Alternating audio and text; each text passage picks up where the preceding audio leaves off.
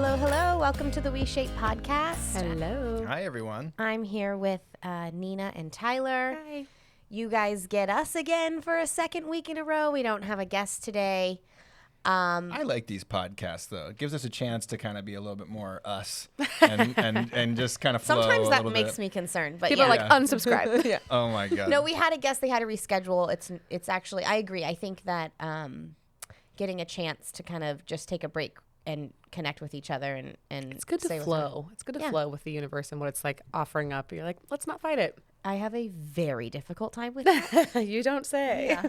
But I have been working on that, just like surrender. It's been a funny week with that kind of stuff. But this week is the third week of the challenge, Tyler. I think it's the last The week last of week, the the challenge. You were in fourth week. Last Okay. week of the challenge, so. And so we have a lot of challenge participants who maybe are listening. Our topic this week is beliefs. Yeah. So, and one of the pillars of big We one. Shape when people come in, I think I mentioned this last time, but the woman who was in my We Share call, she was like, oh my gosh, I thought I was just getting a workout program. I didn't know I was getting all this other stuff. And so I like to remind people that this We Shape is not just about giving you a customized follow along workout program. It's also about, setting a meaningful intention for why you're working out. It's about connecting with community. And it's also about evaluating our belief systems because I think a lot of people, myself included a few years ago, have a lot of unawareness around how toxic the health and fitness industry can be, right? And so We Shape is trying to do it a different way, a way that serves people for the better emotionally. Yeah. And so one of the things we have to do when we're evaluating that system, right? The health and fitness the health and fitness industry is part of a system culturally, is we have to talk about beliefs, because beliefs, in my opinion, are the most powerful thing that you have. Yeah, they shape your entire world. They shape every decision that you make and every action that you take. Mm-hmm. And so I even brought books today, you guys. I was prepared. It's so important because people don't even realize, like again, I think people think that we're free and we're just in our world making conscious decisions and we think we're free. And if you really stop and look at your days and your weeks and your months, most of the time is spent in patterns that are conditioned into you from when you were very little. And usually it's influenced by the most positive experiences and the most negative experiences. And then we just are acting out those patterns. And we're like, we're free, we're doing whatever we want. But really, we're just acting in this conditioning. And it's all rooted in these beliefs that we have that we may not even know we have. That's the other thing.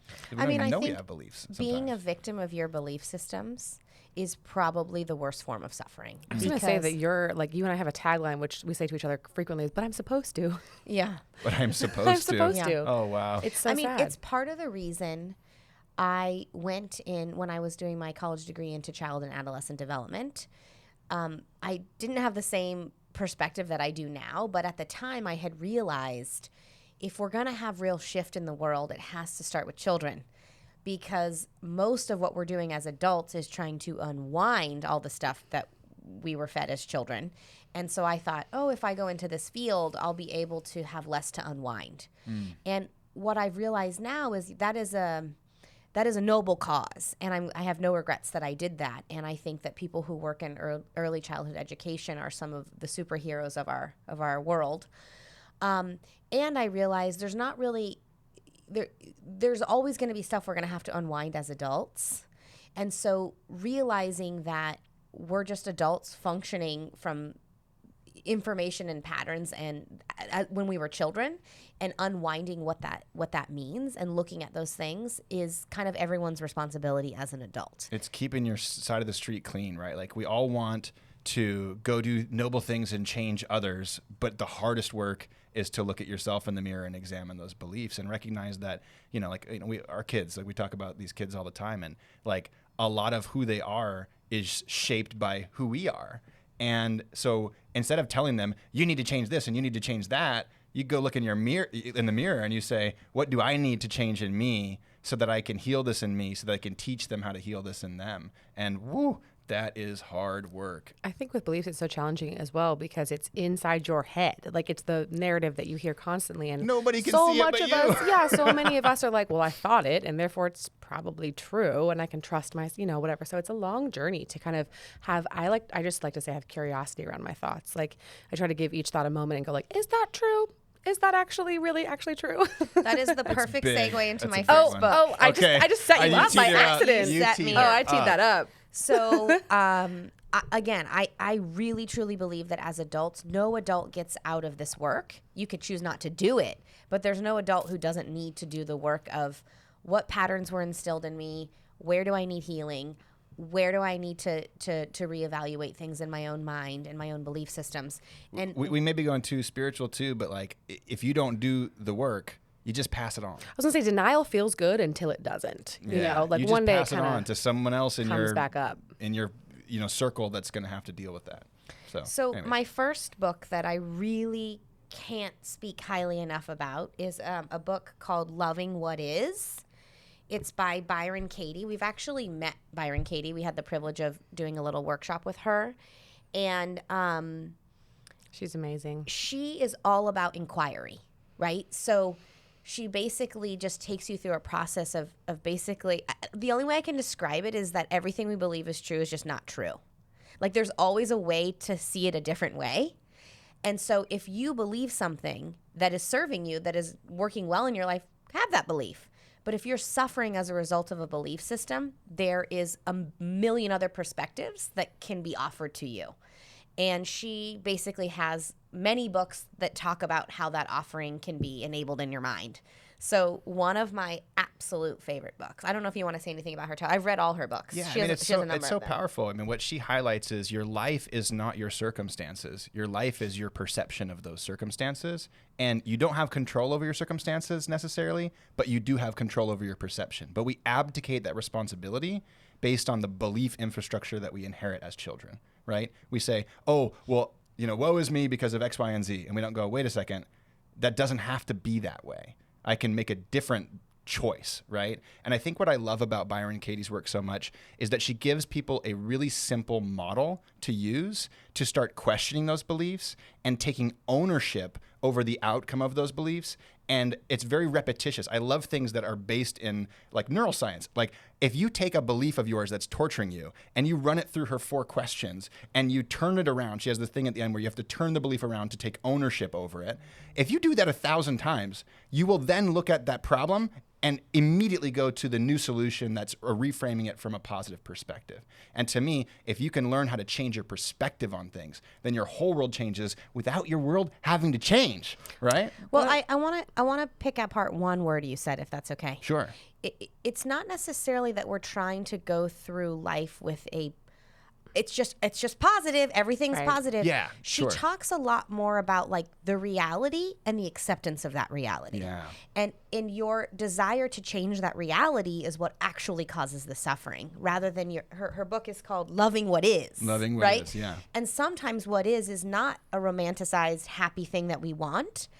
And there's a way that you can look at a hard situation and have a perception that helps you understand how it's for you and not happening to you, which is very different than like, I'm just going to make it positive and try to believe that. Yeah.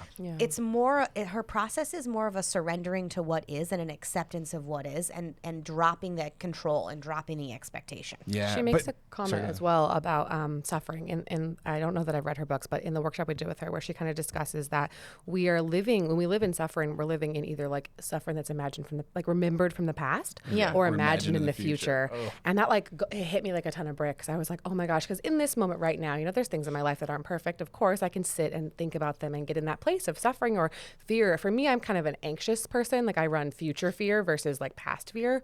And it's so intense. And if I sit and check in with this moment right now, like I'm actually really okay. Yeah. But if I think about beautiful. next week, tomorrow, and the years after that, I'm like, oh, I don't know, guys, this is pretty scary.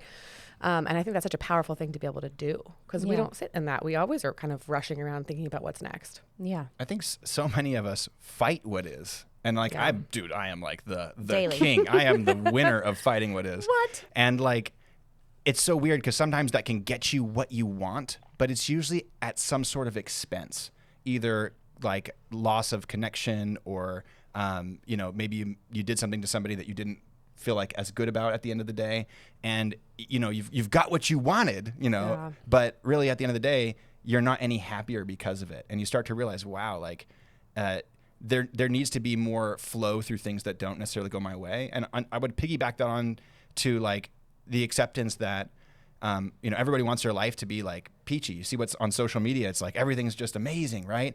And I feel like our ability to feel the greatest joys comes from our willingness to experience the greatest struggles, and the more we can get comfortable in that pain and we can accept those things, the more we can just feel really happy in those other moments too. And it's like the middle. We all get stuck in the middle where we're like too afraid to love all the way because of the fear of losing it, instead of just going all the way in and accepting that comes with a consequence at some point.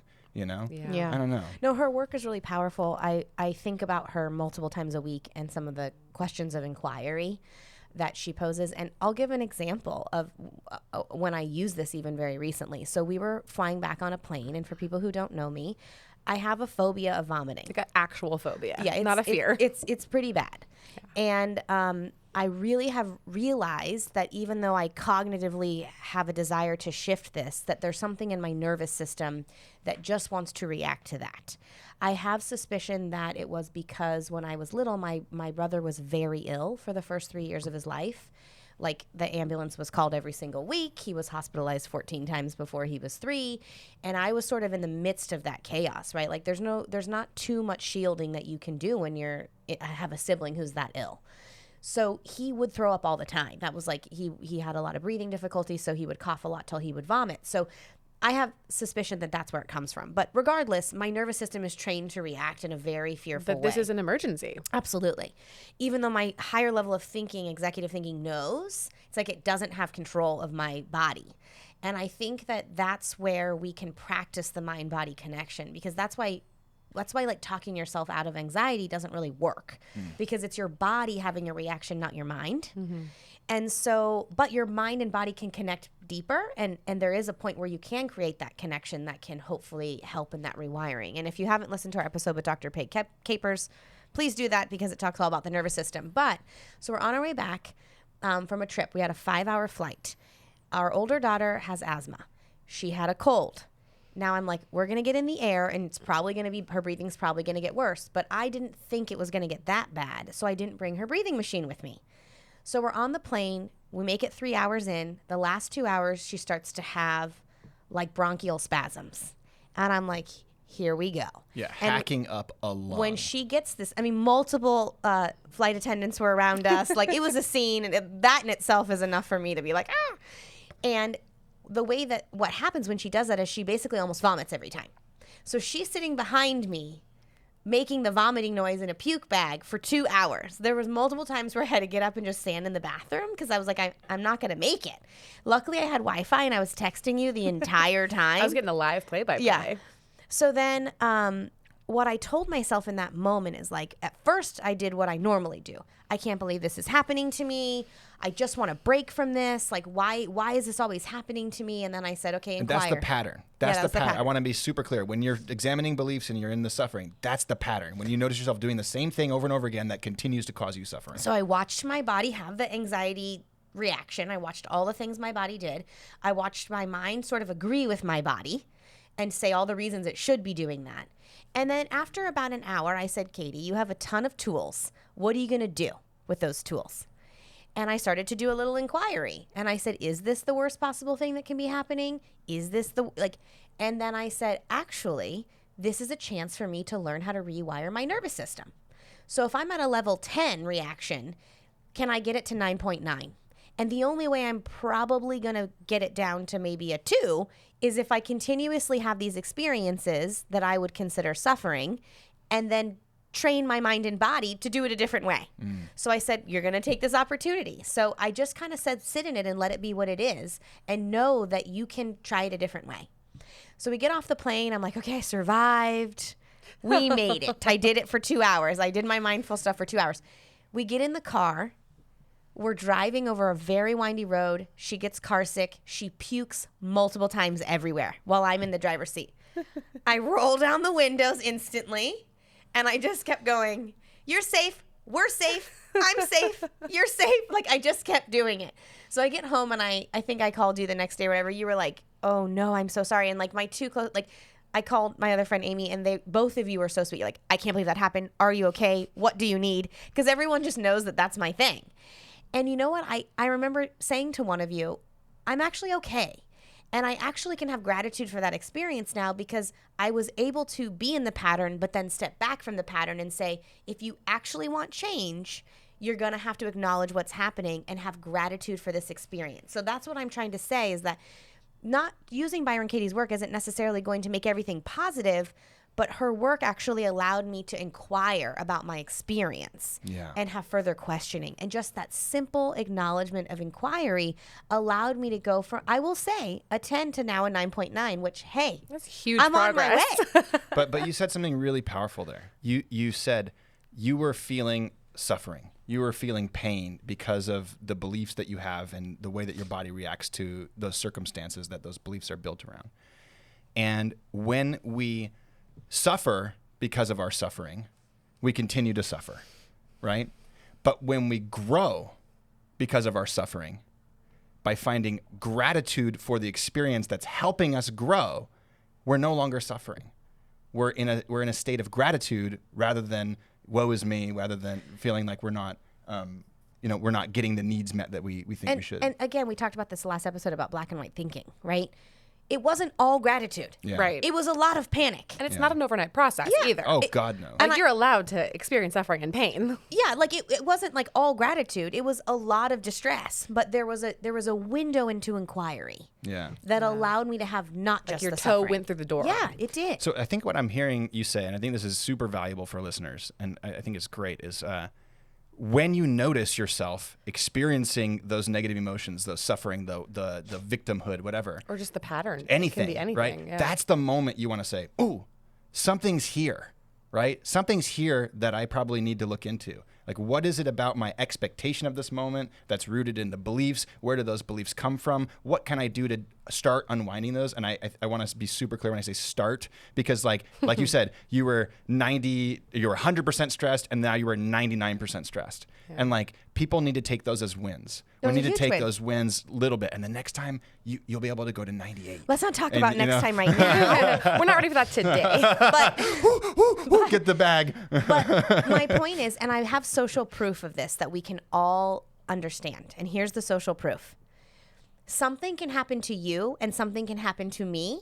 Yeah. And I can be like not okay with it, but I can have a very different outcome and different level of suffering than you, or vice versa. So that in itself lies the proof that anything that's happening to us is all about our perception about what that means for us. Yeah. So it's not destined that, you know, this happens to you and so it equals this, and so that happens to me and it also equals that. It can mean something very different. Yeah. So what I like to think about is like, how empowering is that? That basically our minds have the ability to have a huge shift in perception that then serves us. Yeah. It just takes time. Takes time. I literally learned about her like 5 years ago. Or longer. And I am still kind of like, okay, I think I'm cracking the surface here. Yeah. Anyway, I love her. You brought up something about when you were just saying, you used the word expectation. Yeah. And expectation, like, you know, we're talking about negative things right now. Like, I'm experiencing suffering, I'm experiencing pain. But expectation actually can be like such a setup. It's you such a know, horrible and like, setup. You know, I'm in a relationship. You guys are in a relationship. You know, like, we're all in relationships with friends, with coworkers, with partners, whatever. And like, expectation can be also a pattern. Yeah. I grew up a certain type of way. I have these expectations, blah, blah, blah. They aren't met. And I'm totally pissed at the people around me, or I'm experiencing pain and suffering around my expectations not being met. Yeah. And like, there's a part of me where like, I'm like, that's that person's fault for not meeting my expectation. I was clear, I communicated, etc. Yeah. And then I'm like, wait a second. I actually am in charge of these expectations. Like, I own those. I set those rules. And how can I set up my life in such a way where I'm not constantly being disappointed? That's in my control. Yeah. And that's a hard one too, but it's kind of that other side of it. Because expectations, I think normally for me, they have sometimes a part of them that can be negative, but sometimes I have expectations that good things will happen, and then they don't happen, and I'm then experiencing suffering as well. Exactly. It's the imagined future. You're upset about the imagined future that doesn't come to fruition. It's going to go like this, and then it doesn't. And here's the thing. I think sometimes we take people like Byron Katie and we put them in a box and we say, well, I'll never be like that. That person's woke or that person's this. But the reality is she doesn't possess anything inside of her that I don't have inside of me. And there isn't really a space other than the one that I create for that person. Well, and you know what she said that was really powerful? Because you when you meet her, you see this person who's just flowing. She's really present. She's not taking anything personally. Like, she's just really there. And, she said, I probably did 1,000 inquiries into or I think she said 10,000 inquiries into the relationship I had with my mom before I felt like I could repattern that. And so that gave me this moment of like, oh, wait, like you had a moment of recognizing that you could choose whether you wanted to suffer or not. That was big, but it didn't end your suffering. It was the repetition of choosing otherwise that ended your suffering, And that's a hard pill to swallow, that like you might have to look at the circumstance and just fall flat on your face 10,000 times, but each time a little bit less, a little bit less, a little bit less, until it becomes that pattern where you start making different decisions because you've reworked the wiring of your brain, which means you've reworked your belief systems around whatever and experience. And if that all feels that super overwhelming and you're like, oh my God, I could never do that. It's just the curiosity. It's just the noticing of the pattern. It's just the awareness.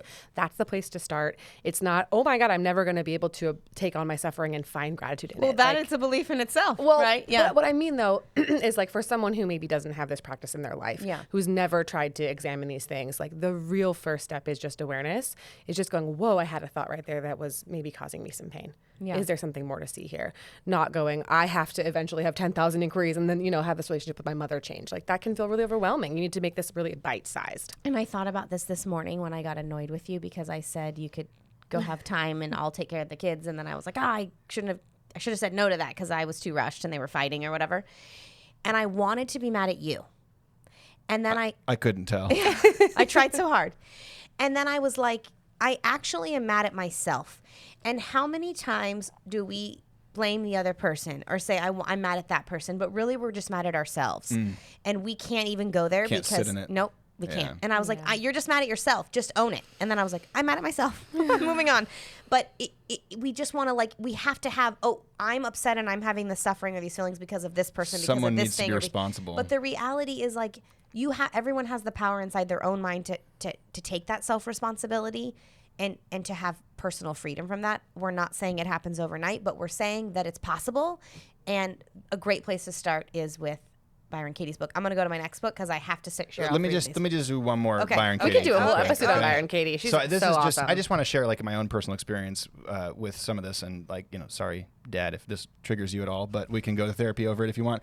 Like I didn't have the my childhood was a little bit volatile at times, and as I grew older and stuff, I had a lot of resentments towards some of the things that my parents did. I think everybody has that, whether you're willing to go there and acknowledge it or not. And I did a lot of work around this, and I had this experience where I saw things in a completely different way. And it wasn't like, you this or you that or you this or you that. It was like, you ignored your health. You ignored what made you happy. You ignored the things in your life that would bring you joy, and it created suffering in your life, and that suffering put suffering on me.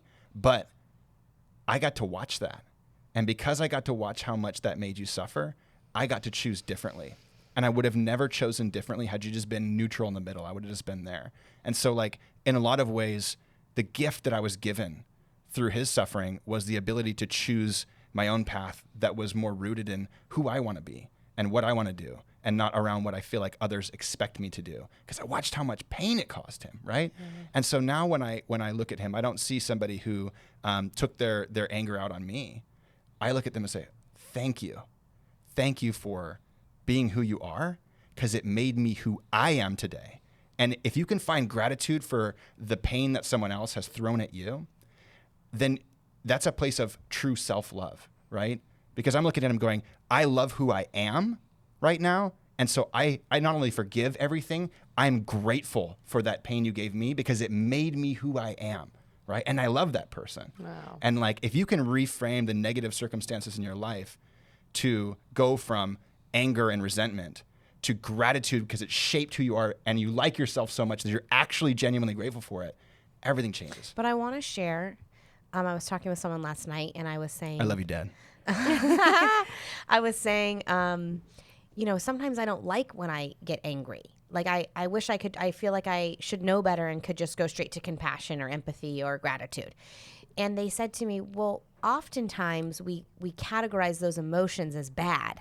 But the reality is there's a space for those emotions because the energy behind that emotion is often what evokes the change. Yeah. And so I think what we're saying here is that emotion is not should not be labeled bad, but it's when you get stuck in that emotion. Yeah. Part of getting to the place of gratitude sometimes means you do have to go through resentment and anger. It's a process. Because those are the emotions and the feelings that drive the energy.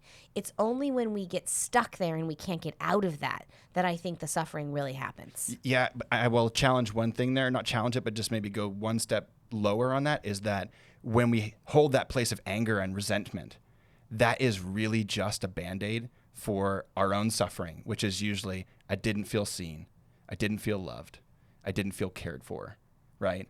And so ultimately, what's it really starting with is sadness. And for me, that journey of changing my pattern, the healing was going into the sadness. But think about the energy of sadness. If you could assign an image of what that looks like, I would think of someone on a couch, wrapped up in a blanket, head down. No. That sounds like my Friday night. I'm talking about rageful anger turning into deep I hear sobbing to oh, why did this happen? I hear you, but what I'm saying is, It can be a I mask. want people to offer themselves grace and kindness and acceptance for some of the harder Totally. emotions that get labeled bad, because sometimes it's those emotions that drive us. Yeah. And the trick, not the trick, but the thing to be aware of and mindful of is, am I experiencing this as a stepping stone to the next thing, or am I experiencing this and I can't get out of it? Yeah. Right. And that's different. And I can't say what that looks like because it might look different for everybody. But there is a process that we all have to go through. But I think that having that awareness, that curiosity, that mindfulness, that inquiry is the best place to start, because it does allow a lot, even if the door's open a little bit, right? That's all it really takes in order for it to continue to open. Yeah. So if you, And for my clarity, I want to say that to me, if I were to label it, it's you start with numbness around the things that you have that anger and that belief towards. And then you go to, if you're willing, you go to resentment. And then if you're willing, you go to anger, real, let that out. And then the sadness comes out. And you start to realize that underneath it all is, again, that not feeling like somebody was really there for you in the ways that you needed. And then you find compassion and empathy, and the whole thing changes. But like you said, don't run away from those. Lean into them. It's leaning into those that takes you through the process that you need to go through to actually physically release it. And again, go back to Peg's podcast. You'll talk about that. We've had other podcasts about, with Dr. Vager, storing emotions inside of our body and stuff like that. I think you need to let go of it literally. if people think there's no connection between the mind and the events that happen in our life to our body, we're not the podcast for you. yeah. Unsubscribe. It's just we're all just carrying these things around in different ways. So I'm going to move on to my next book. Okay. Sorry that this is a book review. I love This is actually Katie's dream episode. I She's know, I get to do a book report. Yeah, My gosh. Okay, my next favorite book of all time. Well, actually, There's 70 books on your nightstand. It's taller than her. Katie's 5'2". Her book stand 2.5. next to her bed is this. It's taller than her. I'm this isn't my safe. favorite There could be thing an earthquake. to do is to get She's in not bed at joking. 8:30 and do this. Okay, so I love Gary Zukav. Gary, if anybody knows Gary, we'd love to have you on the podcast. We will fly to you. Call us, Gary. Yeah, call us, Gary. His book took me 6 months to read because It's it is well worn. I can see the pages Yeah. have been touched many It times. fell in the bath a couple times. Oh, okay. It is so dense, but in the best way possible. So what I did with this book, his book is called Seed of the Soul. I wish I could really articulate it. I told myself once I finished this book, oh, sorry, that's a book you're going to have to read over and over and over again. So I would tell myself, read a chapter a week or read 2 chapters a week. Just sit and marinate in any of the concepts that he has. But one of my favorite concepts that he talks about right in the beginning, well, he has 2 main things, but one of the ones that I love is this idea that we think as human beings, our evolution is done, right? He's we have basically turned in the towel and said, oh, we're a 5-sensory human being. This is the end. And that's not the end. And that's a really limited way of thinking. And there's infinite possibility and expansion with the human mind. And so he talks about that. But then literally this book is the reason why one of the pillars that we shape is intention. Because he goes in extreme depth over how every action in your life stems from an intention, whether you know it or not. It's either a conscious intention or a subconscious intention. And when you have an action and you go, well, that wasn't my intention. Well, guess what? Whatever your action was, you had an intention to have that action. And he urges people to take responsibility of that. You ever do that? Oh, I offended. Sorry, that wasn't my intention. It's like, yeah, well, if you really evaluate that behavior, you can actually dissect where that intention came from if you're willing to get real with yourself. So Seat of the Soul, take your time. It's okay that it's dense, but it is such a good book. And if you're listening and you can't quite hear us, it's seat as in sitting down, not seed. Because I was like, oh, Seed of the Soul. No, Seat of the Soul. Yeah. And he was on, if you have, I don't know what network it's on, but I'm a huge Oprah Winfrey fan. If anybody knows Oprah, shout out Also, Oprah. call us, Oprah. Call us. We'll fly to you on the podcast. And I used to watch all of her show when I was like a little girl, like 5 years old. My mom would watch it every day at 4 o'clock. The cutest human being alive. I watched every episode as like a 5-year-old, right? And she airs some of her. Don't make fun of me. I'm just learning so much about our 5-year-old through your 5-year-old. I'm like, whoa. Sometimes Katie watches old Oprah episodes just no, for that's sometimes. comfort show. We binge watched Gary Zukov. Thank you. Interviews. You're setting me up. I was about to plug. She has a number of old Oprah Winfrey episodes. I forget what network it is on. Just Google it. And she had Gary on like 20 times. And he really dissects this book and different topics that are so impactful. So if you don't even want to read the book, go Google Gary Zukov Oprah. There's episodes online. They're like 45 minutes. It's incredible. You know what I like about Gary? He has a kind face. He You is. know what I like about Gary? Here's the thing about Gary's Gary. a badass. When you look at Gary's background, he is a former Green Beret who used to get in motorcycle, he'd ride his motorcycle, get in bar fights and like lots of really negative stuff in his past. And he turned around, and when you hear him talk and you see his face and his energy, you're like, whoa, this guy, you just think of him as like some meditation, peaceful guy. But you're like, whoa, you were like, Lived you were some like, life. yeah, you were like a. Well, I'll also say Byron Katie had a really harsh past too. Yes. Yeah, and for sure. and it's like I don't know if you get you to don't that level unless you... I think it's like anyone that I have really become fond of in their mindset work usually has a very heavy, intense past that has allowed sort of this equal heavy, amazing experience. It is the pendulum. That's what I'm trying to say. The more willing we are to go into that pain and that suffering and explore those sides of ourselves, the more willing we are to feel I challenge that joy you and on the stuff. pendulum, because the pendulum, swings from one to the other. I almost kind of imagine it as, Like a as spectrum. humans, we have one hand to hold joy and one hand to hold sorrow. And that the human experience is actually the fact that we can contain and feel both actually simultaneously. Yeah. And that's what makes it so difficult to be a person.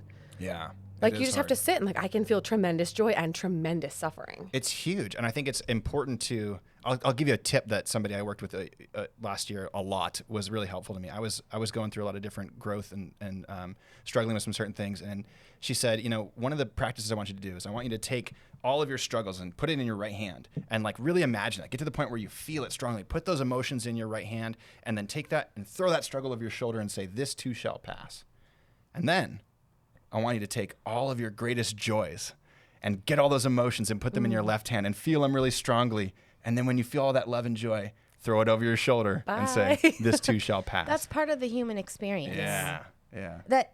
That's it's just part of the human experience. Yeah. I do another podcast actually, just as a shameless plug. I'm not the host of it. I'm the person who asks questions.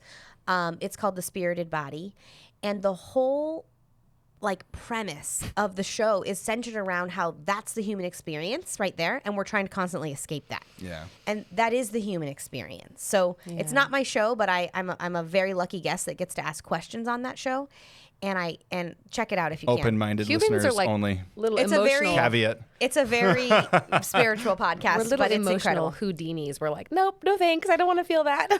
Okay, I know we're going over on our time today, No, so we're I'm crushing gonna. it. We're doing good. I'm good. good. We're Okay. set. This book is extra worn. Look at this. Oh my I know, gosh. look at that This thing. thing Pages is- are did it have falling a- out. Look at that. Look at the bindings This torn. one did fall in the. I was like, have this a lot seems of like books. a tub accident Yeah, this again. was another tub accident. I just went to her seminar in Atlanta. Shout out to Dr. Shafali. This book is called A Radical Awakening: Turn Pain into Power, Embrace Your Truth, and Live Free. So, you know what's so funny? All of these people are on Oprah. I didn't realize that. So anyway, Dr. Shafali is incredible. if you're a person who identifies as female, even if you're not, you should be reading this. But this is an incredible book. This one I went through very quickly. It didn't take me a year like Seed of the Soul. And the whole time I was like, oh, yeah, that's me. Oh, yeah, that's me. Oh, my gosh, I didn't realize that society did that to women. Oh, my gosh, I didn't know I was part of that narrative. That the whole time it was like aha moments. Yeah. And she's on all these. I don't know if these people are on social media. I think they might be. But Dr. Shefali definitely is. And she has workshops a couple times a year. I just went to one. So A Radical Awakening, it's all about dissecting the layers that make us who we are and giving ourselves permission to be free from those. It's a little bit of a get out of jail free card of the mind, and couldn't recommend that book You more. have begged me to read this. I I was like, I will. I keep forgetting. I'm going to comment on this book here because I am a big Dr. Shefali fan. And when you started reading this book, I was like, oh, wow, cool. Like, I really love her, her stuff. And it's really interesting. And then I like listened to the book on audio while you were simultaneously reading it. And I was like, oh, this is deep. Like, this is really intense. It's very directed at a lot of the architecture that she experienced that made her feel suppressed as a female and made her feel obligated to do all these things that maybe she later realized, what am I doing this for? And I would highly recommend, if you're a woman and you're reading this book, to encourage your partner, if he's a man, to read this book as well, and just be patient and very open-minded with each other, because it's certainly a journey into unraveling a lot of beliefs that I think everybody just considers are normal. And when you start examining those things, it can open up some doors that are interesting and frictiony. And on the flip side, it can open up, I think, a greater path to a much more deep, meaningful relationship and connection. But remember, sometimes that friction is the energy behind change. Hey, this is what my good friend Forrest always says. He said, friction's what polishes the pearl. Oh. So we don't get better without failure. We don't grow without facing pain, My favorite spiritual quote is, let go or be dragged. That's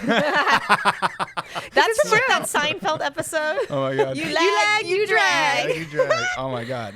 Well, can I just do, I'm going to do, I have and we're going to wrap up in a second, but since we're doing book recommendations. I didn't know it was going to be a book review. This is my favorite episode of the podcast. Book. Yeah. I don't have the book on me, but I would just say that probably one of the most impactful and my favorite books that relates to beliefs as well, and just really examining how you're showing up in the world, is The Four Agreements. I knew you were going to say that. By Don Miguel Ruiz. It's a good one. That's an easy read too. Still cooking up a tattoo for that one, so I never forget it. But he just goes into such detail around just 4 agreements that we should look at. And I don't want to butcher it or go into too much right now. That could be an entire episode by itself, but it's a very easy read. It's very short, and it's a very quick listen if you're into audiobooks. The thing I like about this book the most is, like I said last year, I was doing a lot of growth, and I listened to the 4 agreements from start to finish over a dozen times. Oh, wow. Right? Literally like every month. And every month I was like, this is a brand new book. This is a brand new book, has completely new meaning to me.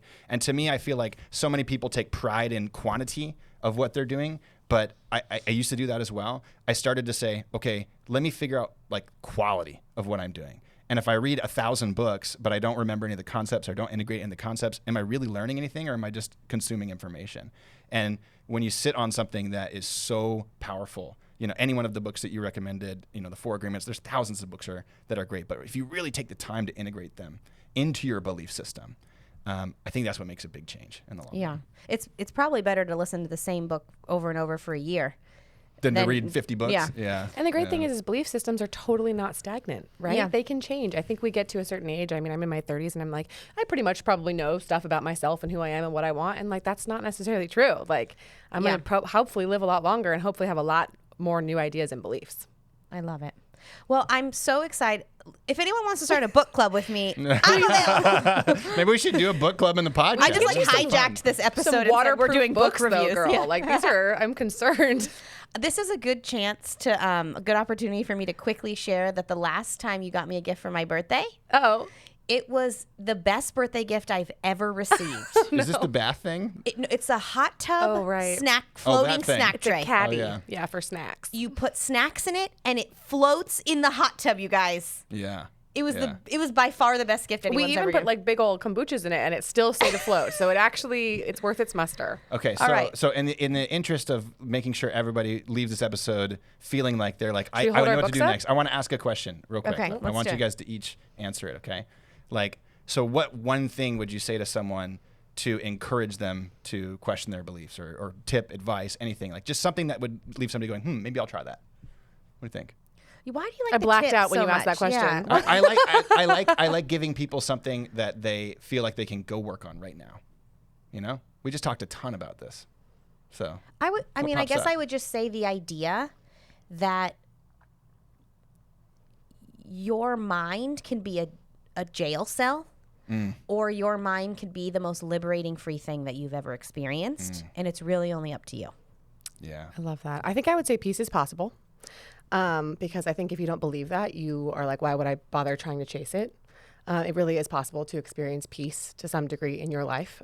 If you think you've never felt it, you can.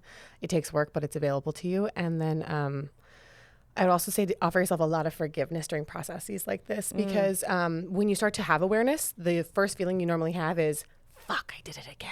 Oh, yeah. And because you fall flat on your face. I about have done a lot of 10,000 spiritual times. work over the last 6 years of my life. And I have been like, damn, dude, like 6 years later, I'm still doing the same shit.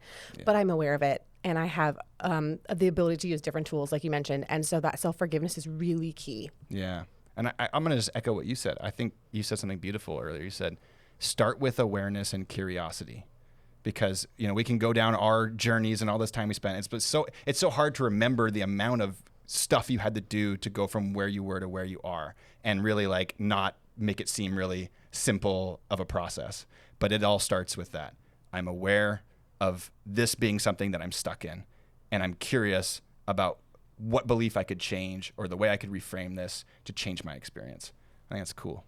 And I just want to say, if anyone out there has books that you think we might enjoy, email us at podcast@weshape.com. I would love your book recommendations. And You need more books for your I love stack. it. I'm a slow reader, but it doesn't matter. I just take my time and enjoy it. So You don't have to believe everything you think, and if you lag, you drag. Right? we'll leave it there. Have a good week, everyone. We'll see you next time. Bye. Bye.